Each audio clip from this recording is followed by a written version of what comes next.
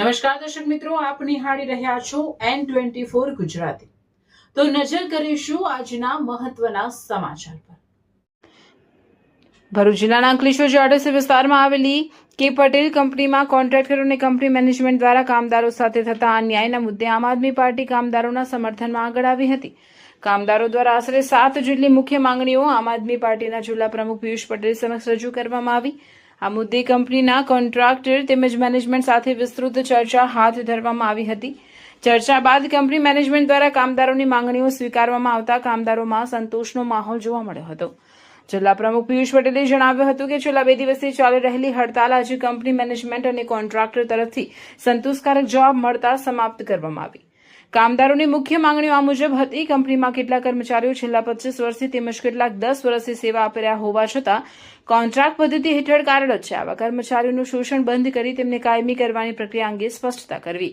કામદારોને દિવાળી બોનસ યોગ્ય રીતે અને પારદર્શક પદ્ધતિથી આપવામાં આવે। દરેક કર્મચારીને દર મહિને પીએફ સંબંધિત મેસેજ સમયસર મળી રહે।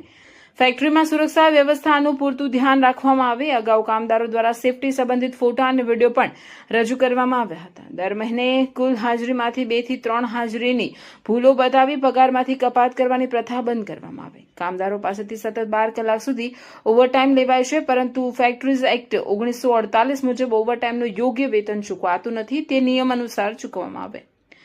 આ ચર્ચા દરમિયાન જિલ્લા પ્રમુખ પિયુષ પટેલ, જિલ્લા સંગઠન મંત્રી દીપક પટેલ, અંકલેશ્વર શહેર પ્રમુખ વિનય વસાવા તથા અંકલેશ્વર જીઆઈડીસી પ્રમુખ દીપકભાઈ વાઘનાઓ હાજર રહી કામદારોને યોગ્ય ન્યાય અપાવવામાં સહયોગ આપ્યો હતો।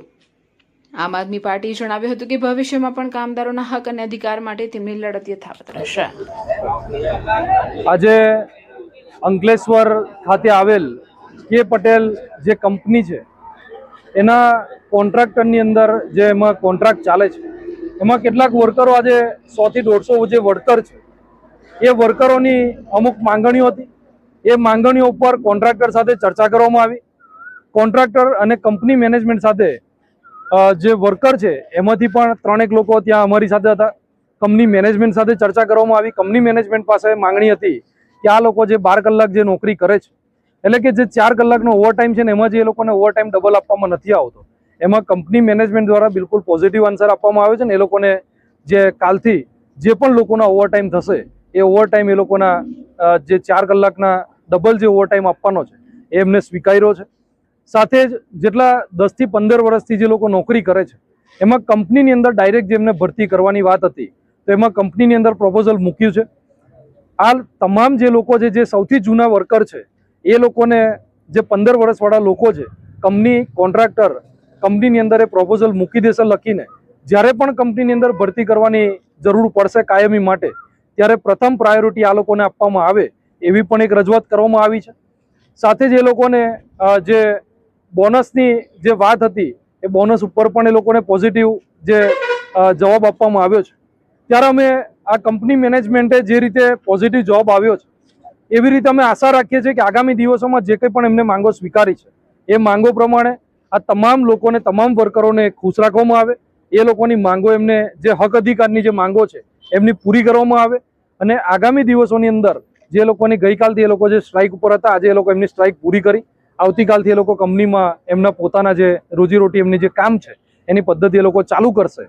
અમે આશા રાખીએ છીએ કે ભરૂચ જિલ્લાની અંદર આટલી મોટી જીઆઈડીસી આવી છે। આ જીઆઈડીસીની અંદર ઘણી બધી કંપનીઓ દ્વારા, ઘણા બધા જે મેનેજમેન્ટ દ્વારા જે વર્કરો સાથે જે અન્યાય થઈ રહ્યો છે એ અન્યાયની અંદર આવી જ રીતે પોઝિટિવ આનું નિરાકરણ આવે અને વર્કર અને મેનેજમેન્ટ બંને સાથે બેસીને આનું નિરાકરણ લાવી અને વર્કર સાથે અન્યાય ન થાય, સ્થાનિક લોકો સાથે અન્યાય ના થાય એની તકેદારી રાખવામાં આવે, એટલી જ આશા સાથે અસ્તુ ભારત માતા કી જય।